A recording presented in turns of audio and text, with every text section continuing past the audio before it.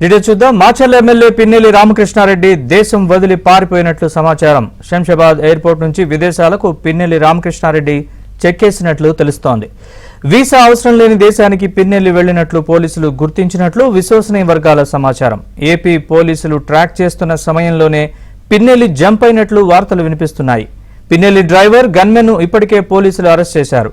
ఇదిలా ఉంటే పిన్నెల్లి బ్రదర్స్ కి షెల్టర్ ఇచ్చిన వారిని పోలీసులు ప్రశ్నిస్తున్నారు.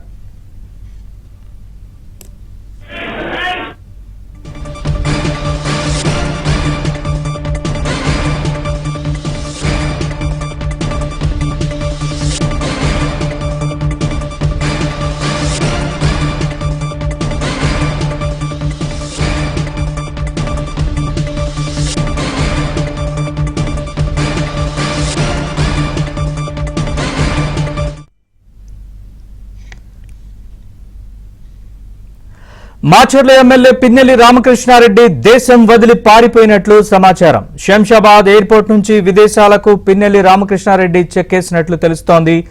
వీసా అవసరం లేని దేశానికి పిన్నెల్లి వెళ్లినట్లు పోలీసులు గుర్తించినట్లు విశ్వసనీయ వర్గాల సమాచారం.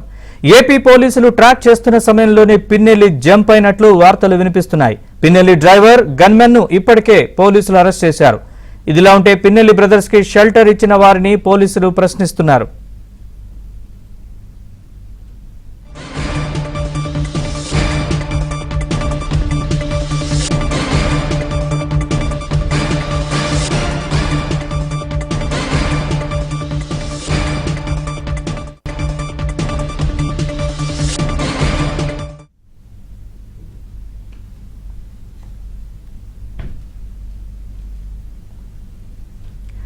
మాచర్ల ఎమ్మెల్యే పిన్నెల్లి విదేశాలకు పారిపోయినట్లుగా సమాచారం అందుతోంది. ఈ అంశానికి సంబంధించి మరిన్ని వివరాలు మా క్రైమ్ ప్రతినిధి, క్రైమ్ బ్యూరో ఇన్ఛార్జ్ వెంకట్ అందిస్తారు. వెంకట్, పోలీసులు ఏం చెప్తున్నారు? పిన్నెల్లి ఆచూకీకి సంబంధించి పూర్తి అప్డేట్స్ చెప్పండి.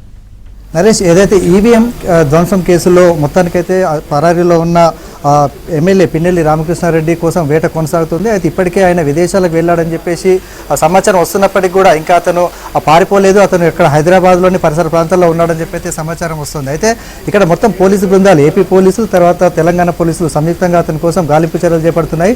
మొత్తానికైతే శంషాబాద్ పరిసర ప్రాంతాల్లో అతను ఈ ఉదయం నుంచి కూడా తచ్చాడుతున్నట్లుగా కూడా సమాచారం ఉన్నప్పటికీ అతనికి ఏపీకి సంబంధించిన కొంతమంది పత్తి వ్యాపారులు వాళ్లకు అనువైన ప్రదేశాలు, ఫామ్ హౌజులు కావచ్చు, తర్వాత కొన్ని ప్రైవేటు కంపెనీలు కావచ్చు, అక్కడ కొద్ది సేపు అతనికి షెల్టర్ ఇచ్చి అక్కడి నుంచి కూడా విదేశాలకు వెళ్లేందుకు కూడా టికెట్ కొన్నాడని చెప్పి సమాచారం ఉంది. అయితే ఇప్పటికే ఒక సమాచారం ప్రకారం ఇప్పటికే ఎమ్మెల్యే రామకృష్ణారెడ్డి విదేశాలకు దుబాయ్ నుంచి పారిపోయాడని చెప్పేసి కూడా సమాచారం వస్తుంది. అయితే ఇంకా ఈ విషయాన్ని ఎవరు ధృవీకరించట్లేదు. మరోవైపు ఎమ్మెల్యేకి సంబంధించిన డ్రైవరు, అతని గన్మెన్ కూడా పోలీసులు అదుపులోకి తీసుకొని అయితే ప్రశ్నిస్తున్నారు. వీళ్ళందరూ కూడా ఉదయం నుంచి ఎక్కడెక్కడ ఉన్నారు. అయితే ఉదయం నుంచి ట్రాకింగ్లో ఉన్న సమయంలో ఎమ్మెల్యేకి సంబంధించిన ఫోన్ ద్వారా కూడా, తర్వాత అతని అంచనలకు సంబంధించిన ఫోన్ కాల్ డాటా ద్వారా సమాచారం ట్రాక్ చేసినప్పటికీ వాళ్ళందరూ కూడా సంగారెడ్డి, తర్వాత Shamshabad, Hyderabad outer ring road పరిసర ప్రాంతాల్లోనే చాలాసేపు కూడా వాళ్ళు తిరిగినట్లుగా క్లియర్గా సమాచారం ఉంది. ఈ నేపథ్యంలోనే తెలంగాణ పోలీసుల సమాచారంతో వాళ్ళు అదుపులోకి తీసుకున్నప్పటికీ ఎమ్మెల్యే మటుకు ఆచూకీ కూడా ఇంకెవరు కూడా ధృవీకరించట్లేదు. ఇప్పటికే దుబాయ్ పారిపోయాడని చెప్పేసి ప్రచారం జరుగుతున్నప్పటికీ ఇంకా దానికి ఒక స్పష్టమైన వివరణ రావాల్సి ఉంది. ఇప్పటికీ మనం హైదరాబాద్ తర్వాత సంగారెడ్డి పోలీసులతో మాట్లాడిన సమయంలో అతని గురించి అయితే సమాచారం లేదు. కేవలం వాళ్ళ కొద్దిమంది అనుచరులను అయితే ప్రశ్నిస్తున్నామని సమాచారం ఇచ్చారు. ఈ నేపథ్యంలో ఇప్పుడు ఏపీ పోలీసులు వీళ్ళు తీసుకున్న తర్వాత వీళ్ళు అసలు ఎక్కడ ఉన్నారన్నది అయితే చాలా కీలకంగా మారింది.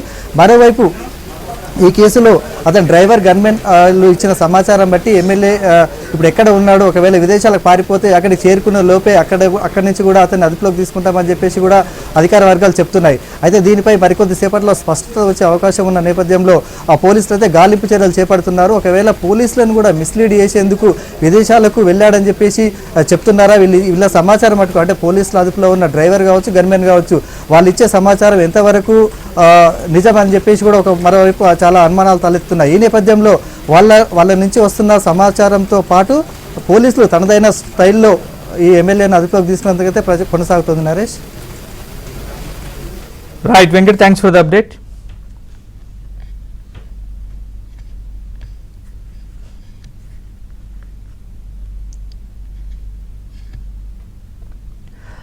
మాచర్ల నియోజకవర్గం పాల్వాయి గేట్ పోలింగ్ బూత్ లో పిన్నెల్లి రామకృష్ణారెడ్డి ఈవీఎంను ధ్వంసం చేయడాన్ని ఈసీ సీరియస్ గా తీసుకుంది. పిన్నెల్లిపై మొత్తం 10 కేసులు నమోదు చేసినట్లు సీఈఓ ముఖేష్ కుమార్ మీనా వెల్లడించారు.